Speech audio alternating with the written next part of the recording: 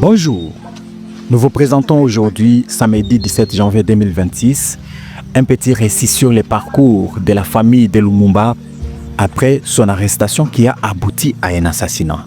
C'est en mémoire d'un héros national, émérite Patrice Lumumba. En 1961, la douleur d'une épouse et l'innocence d'un enfant.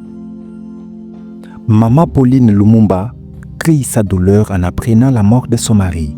Roland, un petit garçon d'au moins 3 ans, à ses côtés, elle voit tout, mais ne comprend rien.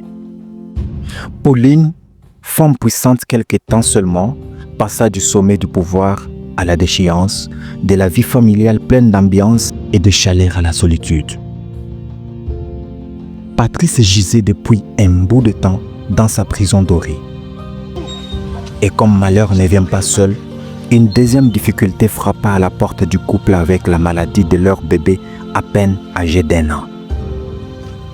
Comme Lumumba ne pouvait se déplacer pour cause de restrictions, les amis de la famille aidèrent Pauline et Roland pour se rendre à Genève au chevet du bébé qui malheureusement mourut quelques jours plus tard. L'ONU ayant refusé de l'aide, elle reçut l'accord d'une société aérienne pour le rapatriement des corps. Le reste de l'enfant n'atteindront jamais Léopoldville, perdu, on ne sait où. Elle qui a vécu dans le luxueux palais du dernier gouverneur général belge commença à mener une vie de nomade après l'arrestation de Patrice. Elle devait souvent changer de maison sur conseil des fervents supporters de son mari qui craignaient des représailles de la part des militaires de Mobutu. Elle ne passait jamais des nuits sur une même place. Personne ne la connaissait dans ces villages où elle se cachait. Elle était avec des parents lorsqu'elle a appris par la radio à Léo la triste nouvelle de l'assassinat de son mari. Comme pour son bébé, elle ne verra plus jamais son amoureux. Elle vivait dans le dénuement le plus total et avait peur de ce qui pouvait lui arriver. Elle était seule avec le petit Roland.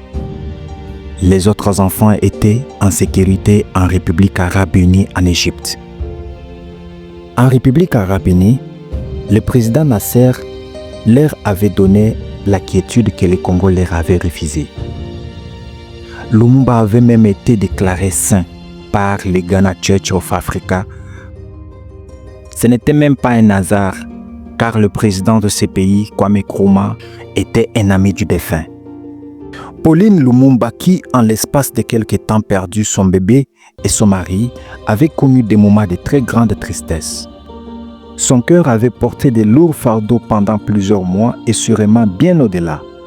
Les enfants dans leur exil égyptien furent mis au courant du décès. Patrice Junior promit de venger son père une fois grandi et qu'il tuerait les Belges qui avaient assassiné son père. Et François l'aîné criait chaque nuit en disant « Papa est mort ».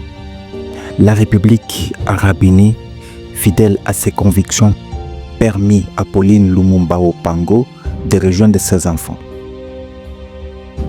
La famille fut installée dans un appartement de 5 chambres à Zamalek où le gouvernement de Nasser leur donnait mensuellement $500 américains pour vivre aussi longtemps qu'à la veuve de Lumumba avait voulu rester dans ce pays ami de son défunt mari.